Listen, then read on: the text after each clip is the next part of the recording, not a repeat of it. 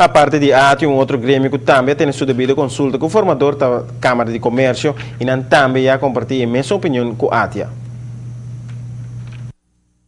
De Kamer staat een pensioenleeftijdsverhoging voor en liefst zo snel mogelijk. En dat lost heel veel problemen op.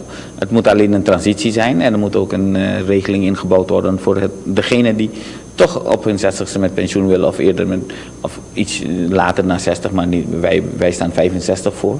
Maar als mensen eerder met pensioen willen, dan zouden ze ook mogen, maar dan moeten er regelingen ingebouwd zijn. Iedereen moet duidelijk weten waar ze aan toe zijn. Aparte de fondos de pensión, lo que también tiene debido atención de Cámara de Comercio están las finanzas públicas y es aquí también queda delante de reunión con el formador. De overheidsfinanciën, dat is natuurlijk onze grootste zorg. De Kamer heeft vaker hun zorg uitgesproken.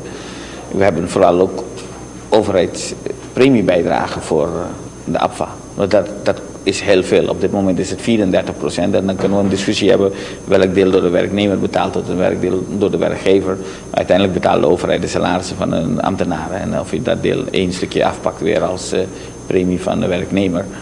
Maar 34% is heel erg veel. Als u weet dat de private sector volgend jaar op 6% zal komen, 3% door de werkgever, 3% door de werknemer, dan is 34% heel veel. De Kamer staat een defined contribution voor, dus waarbij de overheid een vastgestelde premie betaalt.